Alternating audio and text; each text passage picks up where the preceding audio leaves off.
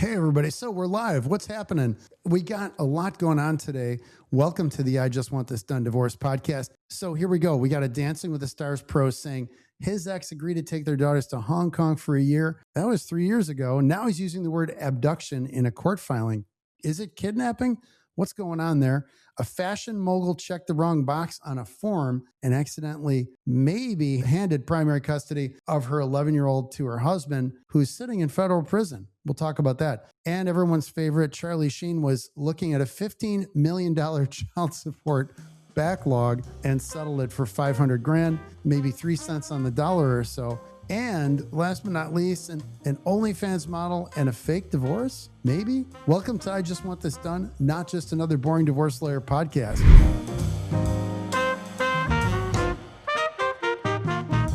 So I'm your host, Rayford Palmer. With me, as always, the great Rahul Iyer. Hey. Thank you. We're here to rock and roll and get right into it. We are loaded with stuff for today's show. As always, education and entertainment are the watchwords, everybody. We want prenup. We want prenup. And we always want prenup. So let's get right into it. We're not going to waste a lot of time with idle chit chat for you people. This is a 93 octane episode. A few avgas aviation fans out there, 100 octane, I think, right? Okay.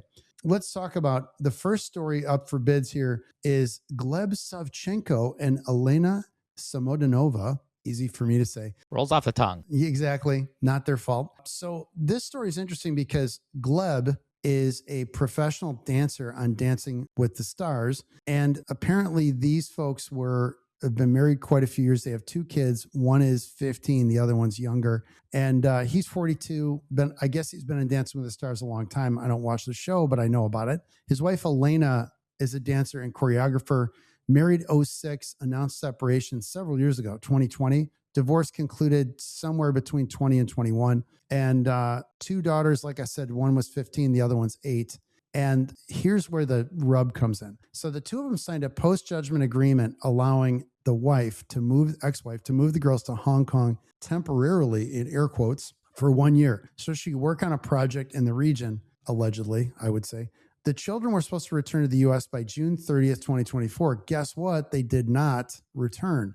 Savchenko, the ex-wife, alleges she obtained permanent Hong Kong residency, enrolled the kids in a private school, got a pet, got engaged, had another child with her fiance.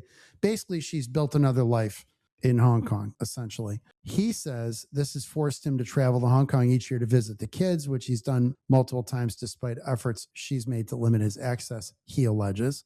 He's filed a request for emergency custody in LA court on July 13th, seeking temporary legal and sole physical custody of the older daughter, Olivia, with no visitation to his wife pending further court order. Interestingly enough, it's not clear from the stories that we've linked here in the show notes why it is that Olivia is here, the older one, and not the younger one.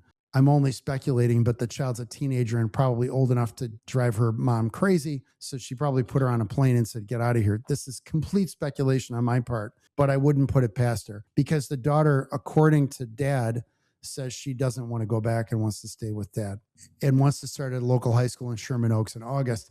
So the child's old enough to largely speak for herself in our state, in Illinois, when you're over 12, 13 years old. Of course, we'll put a lot of credence into what a child's desires are. But what I want to get to here is apparently he claims that the kids were taken to Vietnam and Moscow over his objection. We don't know if any of this stuff is true. This is all allegations. So apparently custody mediation set for August 5th, probably mandatory mediation, my guess, because we have the similar thing in Illinois. Here's the breakdown on this. You've got to be very careful with any agreement to let children go abroad to another country, because good luck, no matter what the court says here in the United States, you have to get a court order enforced in a foreign country. So in this case, even if the judge ordered that he gets custody of the younger child and the older one, which right now he's not asking for, let's assume he did, he would have to use what's called the Hague Convention to get this order enforced internationally by a court over in Hong Kong. And remember, Hong Kong is now a Chinese protectorate or possession or whatever.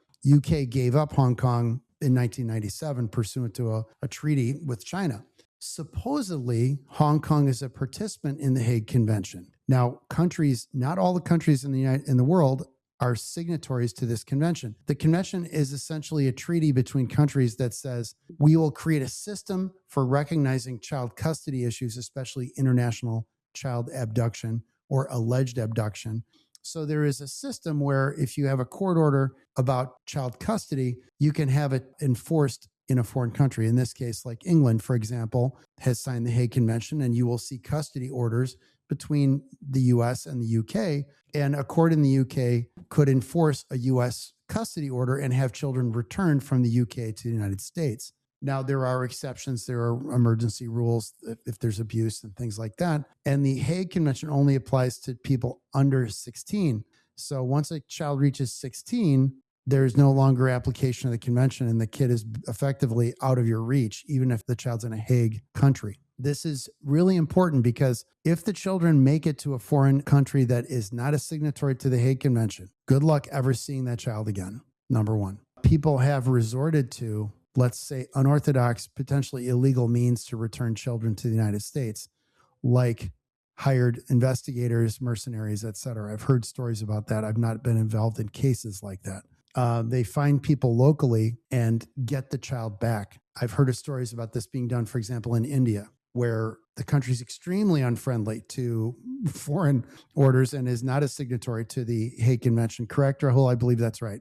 Yes, that's correct. Yes. And our information is that Hong Kong is a signatory to the Hague Convention. And that's probably a legacy of being part of the UK originally, or protectorate of the UK, special zone, whatever it was called. The problem is China now runs the show. And my guess is good luck with a court in Hong Kong recognizing a US court order, even if they were signatories to the Hague Convention. That's just my 2 cents. I'm not an international child custody expert by any stretch, but what we want to do is just have you understand, you really should never agree to some order like this. You've got to be very confident that the parent intends to return that child or have some kind of leverage. Because once the child is in another country, you've now got an exponentially more complicated job getting the child brought back to the United States. So I don't know why he would have agreed to this in the first place. I'm sure he had his reasons at that time. They might have been getting along well, but now he's regretting it. So I don't know if he's going to have any chance at getting the younger child returned to the U.S., but I bet he has a pretty good chance at keeping the older child here, especially if the older child wants to stay here. So courts don't like splitting up children. But again, this court might order return of that child. But I wish Gleb good luck in getting that enforced in Hong Kong. Maybe it would work out, but I would be skeptical. So this kind of stuff here, it was only supposed to be for a year. These limited agreed relocations are, how do you know they're going to come back? Even if it's another state. Once you allow that move, it's going to be exponentially more difficult to get somebody to return, even interstate. So, because you've admitted that the move is okay, you know. And that the kids settle down. The courts don't like uprooting kids every year. They're like, you know what? The kid needs to have some consistency. You can't just be moving every year one place to the other. And even, just kind of to add to your point here about the Hague Convention, we keep saying Hague Convention, obviously we intend for it to be the Hague Convention on International Child Abduction. But the point is, even in a country like the UK, it's just a giant pain in the you-know-what to be able to go into court, try to enforce this, bring it back. It costs a ton of money, takes time, opens you up to litigation in a foreign country. You got to get foreign lawyers. I mean, it's just way too much work, even for a signatory. So you got to be very careful. Get the advice of an experienced attorney before you agree to have somebody remove a child out of the state, or in our state, more than 25 miles away from their home, or 50 miles if you're outside of Cook County and the collar counties. Be very careful about children being moved by a parent. And if a child is certainly moved far away or out of state, you need to jump on that right away, because you may not be aware of this, but in Illinois, well, actually across the country, if a child is relocated for more than 6 months and you don't do anything about it, that becomes their new home state, generally speaking. And you're going to have a tough time getting them back to Illinois or whatever state they're from. And that's part of the Uniform Child Custody Jurisdiction and Enforcement Act, the UCCJEA, that determines that between all the states in the United States. So once a child moves, don't let the parent tell you, oh, it's just for a little while. I need to be here with my parents here in Texas. I'm assuming you were like in Illinois. And, we're just, money's tight. We got to be down here for a while. That 6 months and 1 day ticks over. You've got big problems. So If there's relocation or child moved out of state, more than a vacation, call a divorce lawyer right away. Rahul, tell us about the next story. This is the check the box pleading problem. Let's go and get into this one. Yeah. So we previously, I think in a previous episode, we talked about Kimora Lee Simmons and her ex, Tim Leissner.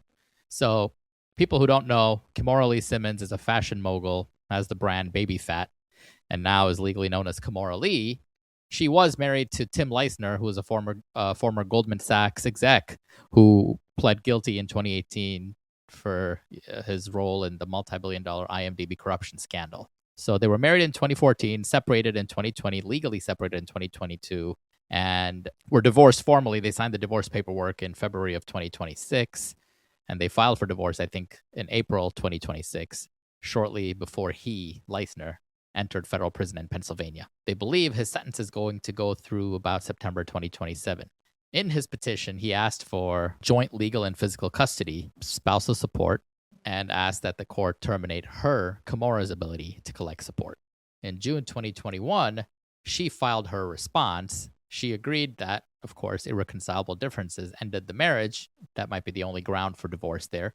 But in the custody section, I guess, in these responses, this is a form. She checked the box that said Tim should get physical or primary legal and physical custody. Big oops. It sounds like the paperwork here that they're completing. So when I said earlier he signed paperwork, it meant to file for divorce. And now she's signing paperwork in response to the filing of divorce. And it sounds like it's all just a bunch of form filling. In Illinois, you do have standard forms that you can fill out, but more likely than not, people retain attorneys and will write out in narrative form what you're asking for rather than checking boxes, because box checking is A, you don't need to be a lawyer to check a box, and B, you tend to sometimes check wrong boxes. He asked for joint legal and physical custody. She said he should have physical and legal custody. And so she didn't really align with either one. So they said then, of course, that the box or the check box was a clerical error and that she had full custody of Wolf because, well, he's in prison. So other parts of the response that weren't disrupted, terminate the ability to pay support to him, simultaneously requesting spousal support to be paid to her. Point of this is a checkbox. You got to be sure what you're doing. I mean, it's a clerical error, sure. I mean, is it going to be held against you? Practically speaking, no. But it's still a pleading and it's an admission. You're admitting that this is my position. I was glad you mentioned that, because even if she's able to amend the pleading to check the other box, and people say, well, it's impossible for him to have joint legal and physical custody. Well, that's true right now. But, not in that long in the future, he's going to be out of prison. And one thing people don't realize is when you amend or you revise that initial pleading, that old one still exists. Right. And the other party, the husband, can use it against her and say, well, you admitted as a matter of law that I should have joint physical and legal custody. So she's not necessarily fixing the problem by filing an amended pleading. Temporarily, she's fine. But, he's going to have a decent argument to make that she admitted that he's capable of having joint physical and legal custody at some point in the future, a year, X amount of time in the future. Now, there could be some hearing about modifying where current evidence would come into play about what the story is then, but it's a real problem, potentially. She can't just erase it. I guess what I want to say is you can't just fix it by checking the other box and going, oh, see, we're all good now. It doesn't erase the old one. People don't realize when you file an amended pleading, your previous admissions are still binding on you in the case. Right. Now, the second, you would just basically have to hope that the judge says, you know what, I understand you made a mistake. But the first one is still part of the record. The record doesn't get changed. It's not like you take an eraser and erase the first thing and slap this one on top there. You got the first one, then you got the second one. So anyway, how do you make sure this doesn't happen to you, practically speaking? And how do people just generally make sure this doesn't happen, right? It's just pretty simple. As a standard practice in most firms, paralegals prepare paperwork, and the paralegals usually are very good at their job. And we have very, very good paralegals at our firm. But that's not to say an attorney shouldn't look at it. And when an attorney looks at it, they shouldn't just say, I'm sure it's right here. I just looked at it for the sake of looking at it. I'll sign it. You just make sure, read it to make sure everything is right. It takes an extra 30 seconds, especially if it's a standard answer you're checking boxes for. You kind of know which boxes need to be checked. So you're not reading a 20-page memo. The clients, they typically trust, like I would do with my tax accountant. I'm not going through every schedule, every line item, making sure the numbers are right. I gave them the paperwork. I presume the numbers in my return are correct. He's like, this is what it is, sign here, and I sign there. So same thing with this. I'm sure the people just sign it. So we want to make sure that you don't have a situation where you have to go back and amend it and then have some other admission you did not want to be part of the record, now be part of the record. And so here at STG, at our firm, we walk you through things. We walk you through things to make sure you understand what it's saying, and then we go ahead and move forward. It takes an extra 5-10 minutes, no big deal. Then it's the custody point, right? Because, I mean, it's an admission, but the guy's in jail. So right now, they can just go to court and say, well, that's not what I meant. He's in jail. I don't think he should have sole. You're not going to have the kid live in jail with him. So it's like, that's really going to have a minimal effect right now. But like you said, when he comes out of jail, he's got something he could say. Secondly, you have an issue where, the child's needs change. So what the child might need now might be different than what the child needs next to end of 2027 when he's released. And custody is always modifiable upon a showing of changed circumstances. Him getting out of prison is a changed circumstance, so it can be revisited. And so it just creates an extra wrinkle that you shouldn't have to deal with. Yeah, just be careful. Read over these pleadings before you sign them. Your lawyer's going to give you these things to sign. And ultimately, your attorney should be making sure this stuff's correct. But you, as the client, have some skin in the game and you need to participate. Being a client in a legal case means you've got to be invested in the case. And the lawyer can only do so much for you. But you, as the person involved in the case, are the expert in the facts. And the more active you are as a client, the better off you're going to be. You're going to save money and time, generally speaking. You're going to get a better result from your attorney if you're engaged in your case. So moving on, always like a Charlie Sheen story. I think it's on Netflix. If you haven't seen his recent biopic about him, it's actually excellent. And I was surprised. You actually feel bad for the guy, really. I mean, obviously he's charming in a way that it's hard not to like the guy despite his bad behavior. And the show was really interesting. So I put a plug in there. If you haven't seen it, it's actually super entertaining, especially if you were like me, you grew up with Charlie in movies like Platoon and Hot Shots and stuff like that along the way. He's actually had quite a varied acting career. I never really watched him in 2.5 Men, which he was in for quite a while, but he was in a lot of movies. He was quite good at it too. So they do a good job tracing his career and interviewing a lot of interesting, actors that worked with him to talk about what he did. And it's pretty interesting. Anyway, he blew up. Like when he was in Platoon and all that, he was kind of the it star for a while, like in the late 80s going into the 90s. He was really a monster star for a while there. And, the drugs and everything caught up with him. And then he had that resuscitation of his career with 2.5 Men that he managed to kind of screw up again. And he admits all that. So this is about Charlie Sheen and Brooke Mueller. Giant child support claims settled for $500,000. So here's the story. Charlie's 60, Brooke's 48, married 2008, divorced only 3 years later. They had 2 kids, Bob and Max, now 17 years old. The judgment ordered him to pay $55,000 per month. He was probably making bank from the TV show at the time and residuals from movies and stuff, but he was supposed to start paying in 2010. In December 25, Mueller filed an LA Superior Court claiming like $9 million in unpaid support and a ton of accrued interest, literally like $6.5 million in interest on the child support, which was $15 million total. She laid out the payment history. So he paid in full through June 2011, so about a year. Then he paid $300,000 in 2011. For context, his earnings at his peak, 2.5 Men, Charlie Sheen earned up to $1.8 to $2 million per episode, making him the highest paid actor on television. Over his 8 seasons on the show, he reportedly amassed over $250 million just from his salary alone. Despite being fired in 2011 from the show, he reportedly made an estimated $100 million in royalties, and he later sold his back-end syndication and participation rights for roughly $27 million in 2016. So the numbers seem huge, but they were, I think, maybe commensurate with what he was earning at the time. Nevertheless, as you were. So that's a great point because it gives you context, which is important. So a couple interesting facts here. Back when she filed, a rep for Charlie I'm looking at the TMZ article, links in the show notes. Brooke was in and out of rehab, according to a representative for Charlie, for the past 15 years. And Charlie had 100% custody of the kids during that time. And they say, which is why she's not entitled to child support. That's the gist was, he said, yeah, I didn't pay because I had the kids the whole time. She was in and out of rehab. Of course, you know, apparently she's a winner and has issues. Not surprisingly, she's, you know, like attracts like, and he was into all that stuff. So unfortunately, mom's been in and out of rehab for a long time, and he's taking care of the kids, which says a lot. They negotiated a $500,000 settlement, and apparently she's cleaned up because now they say each parent's financially responsible for the sons while they're in that parent's care. Boys primarily live with Sheen. She's had reasonable and flexible custody and visitation. The agreement, they signed an agreement modifying things in 2024, conditioning the arrangement on her sobriety. A failed drug or alcohol test triggers full custody back to Sheen. However, important to note, when they're 18, it goes away anyway because they're adults.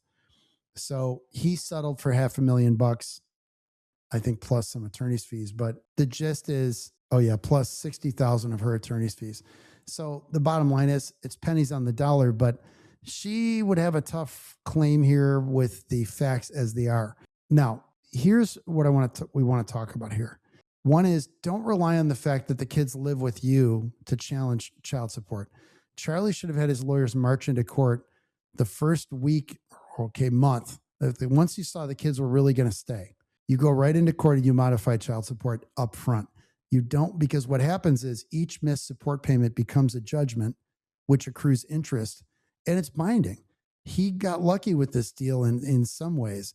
You don't want to be on the back foot arguing, oh, well, the kids live with me, that's why I stopped paying child support. You really need to affirmatively go in and get a child support order to modify that. Courts want to see that. So it's very important to go in right away, because any reduction or modification is retroactive to the date of filing. You're supposed to keep paying until the court says you don't have to.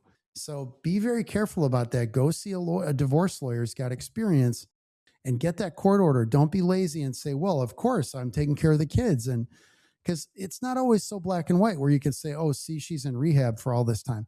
It may be not so clear where you increase your parenting time days dramatically or substantially, but they're still living with the other parent too.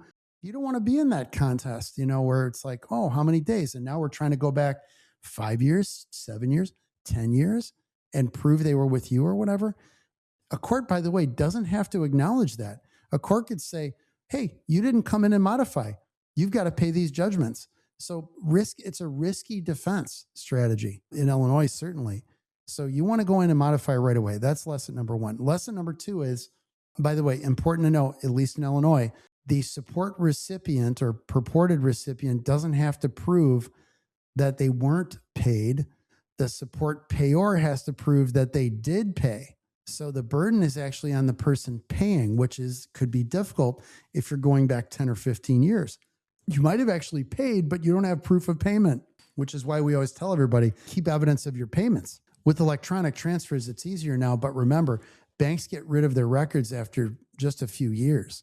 So don't rely on the bank computer system to pull up bank statements to show you paid more than a few years back. Certainly more than 7. But I wouldn't trust it more than 2 or 3 years. You need to keep those records yourself. Okay, another big thing to note is interest is the big killer here. Interest on judgments is 9% per year in Illinois, but it's per each missed judgment, each missed payment. So the interest starts accruing the day you miss the payment.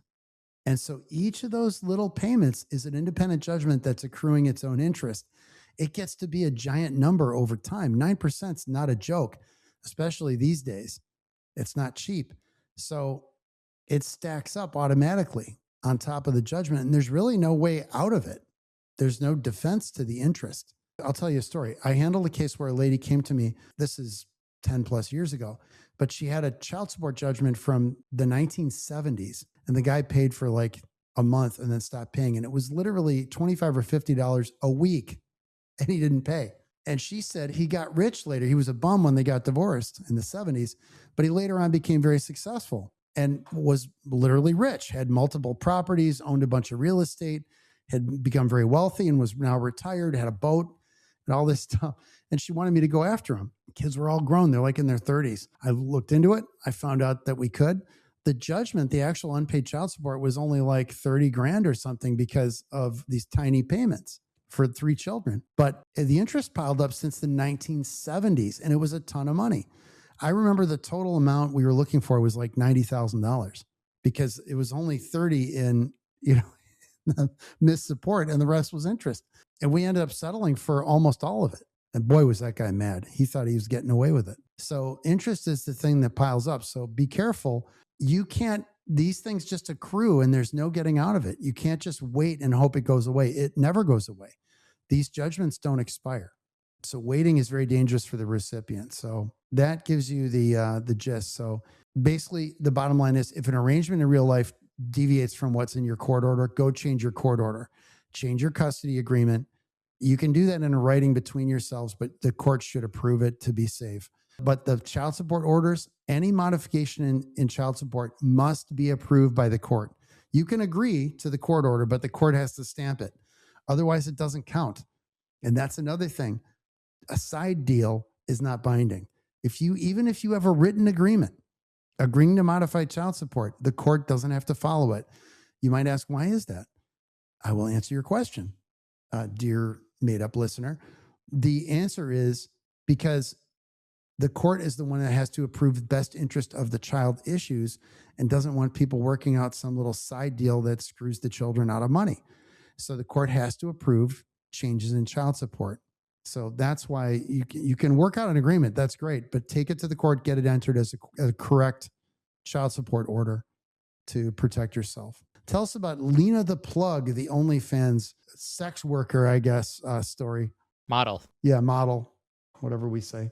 Lena or Lena the Plug, however you say it, is, like you said, an OnlyFans model who I guess is married to this gentleman named Adam 22, Adam 22. I don't think that would be his legal name. No, but the reason we're telling you this is because she claims, so apparently an individual impersonating Lena the Plug is trying to end her marriage to Adam 22, according to this Page 6 article. So according to documents that Page 6 obtained, Lena says that her husband, Adam 22, had been served with divorce papers.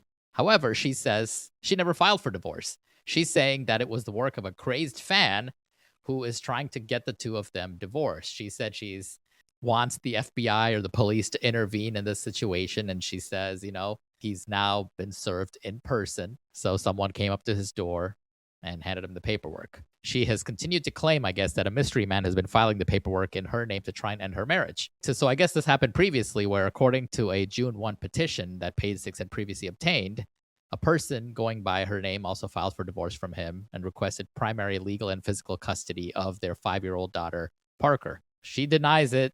She's saying all the amounts, all that stuff is fraudulent, false, and that she says this was a quote-unquote weird situation. Yeah, it's pretty weird. And she claimed was caused by a crazy psycho stalker fan, in quotes. She also claims, though, curiously enough, that this person who filed for the paperwork has previously had cops come perform wellness checks at her home, claiming he was abusing her. She said she loves him. They've been together for 10 years, and they're all plotting for their downfall, but that it's not happening. So very interesting, but also very bizarre.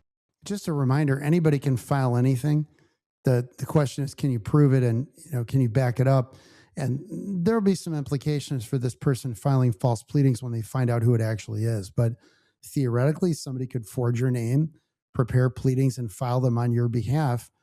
And then obviously the real you is going to go in there and say, this isn't me, and non-suit, you could dismiss the case. But it's a bizarre situation for sure. I've actually, just when we both think we've heard of everything, I've never heard of this.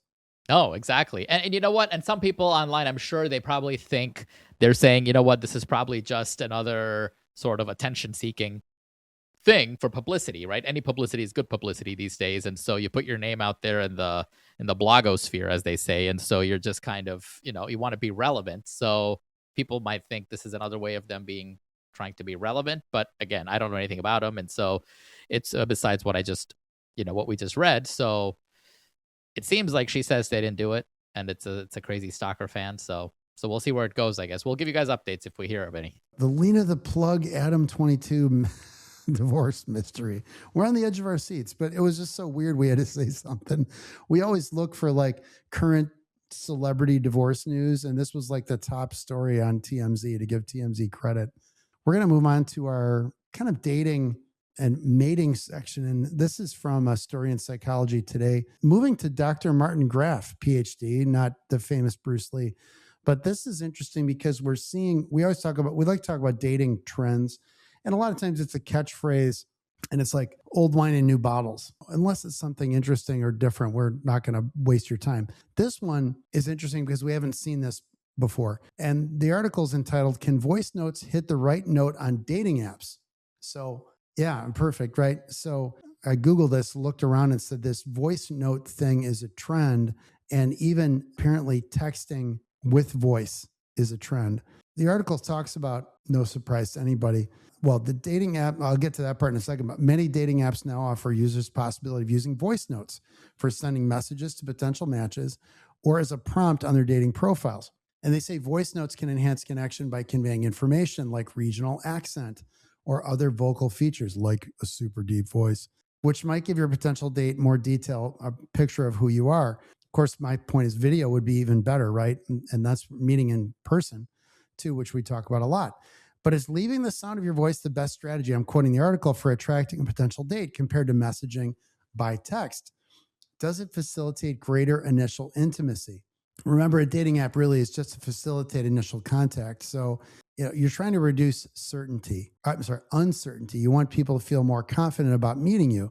So theoretically, voice, video, the more information you're conveying, more signal you're conveying to people out there, the better your chance of getting a person that's interested in you to meet with you and have more success on that first date, because they're not going to be surprised when they meet you and find out because you texted them you have a super high voice and they don't like that. Or you just sound goofy, You might be the best looking guy in the world, but you have the goofiest voice.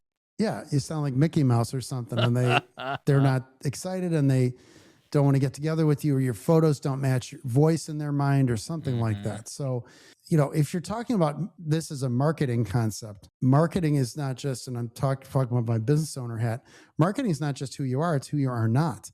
So if you think about it as a marketing problem, and it really is, yes, you want to put your best foot forward, but you don't want to be fake about it either, or you're going to have a lot of first dates and very few second dates. So, because it's basically false advertising.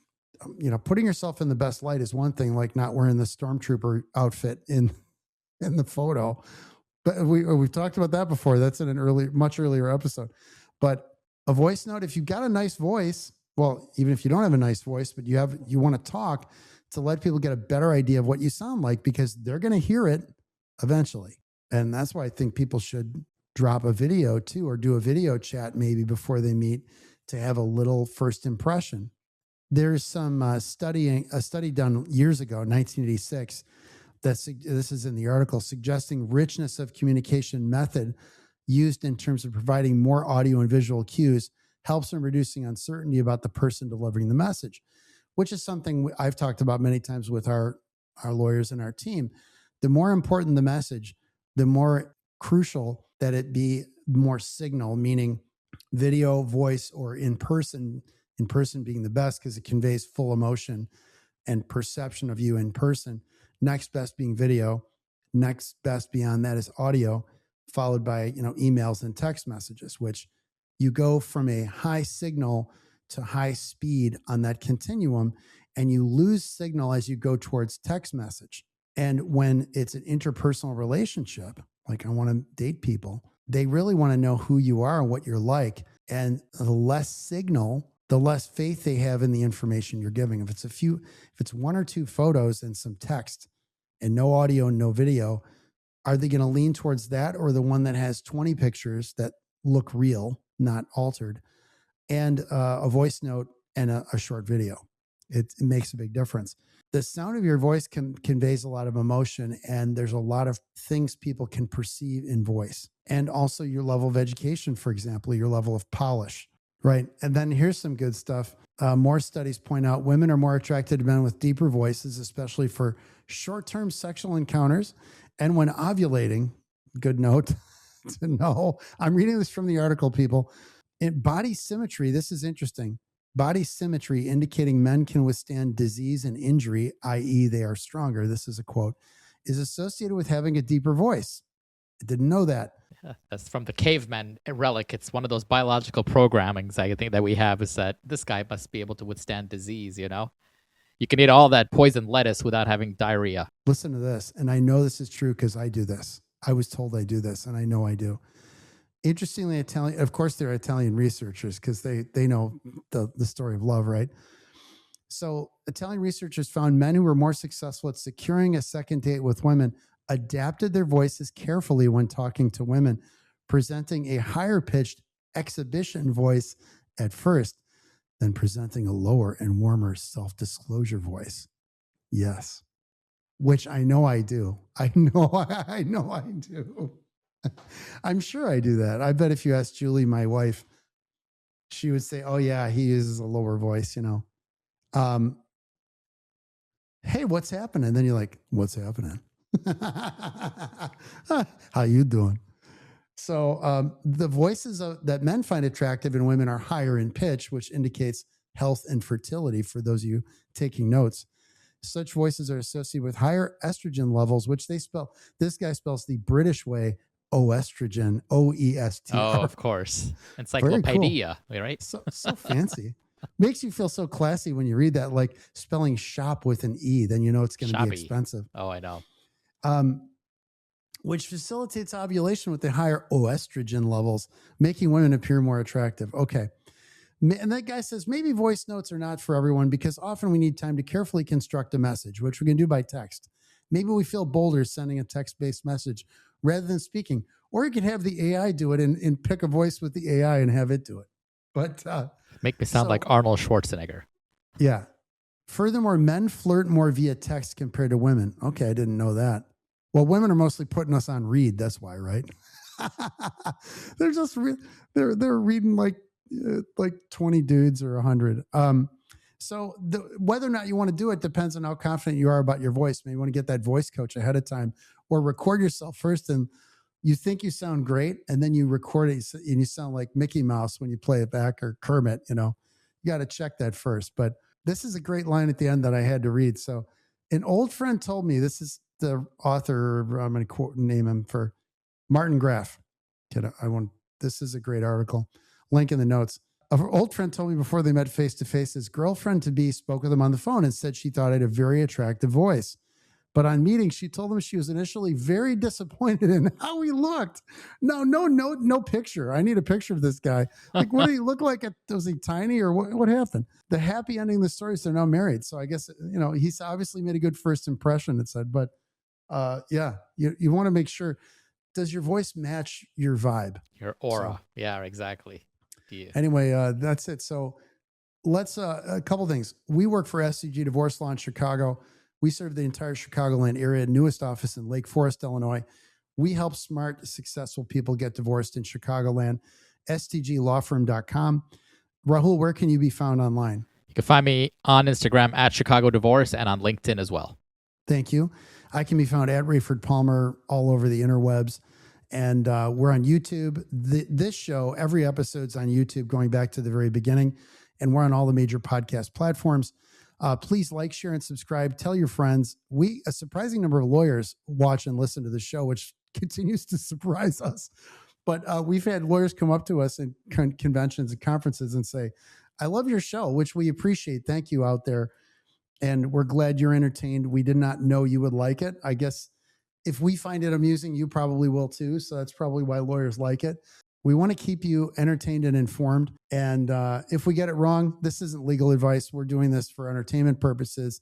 If you want to talk to us for a consultation and you're interested in divorce, prenup, or postnup, please check us out at stglawfirm.com, or just Google STG Divorce Law. Super easy to find. And thank you for listening and watching. Please review us on your favorite podcast platform and on YouTube. That's how we know you love the show. That's our gentleman's agreement with you. That's all we ask. This show is free of charge to you. All you got to do is click that button or tap your screen. No big deal. Thanks very much for listening, everybody. and check out my book, I Just Want This Done, How Smart, Successful People Get Divorced Without Losing Their Kids' Money and Minds. Available on Amazon, Kindle, Audible, and where all great ebooks are sold. I did the narration, I promise. It's awesome because I have a very deep, sexy voice. Okay. Thank you, sir. All right, everybody have a great day. Take it easy.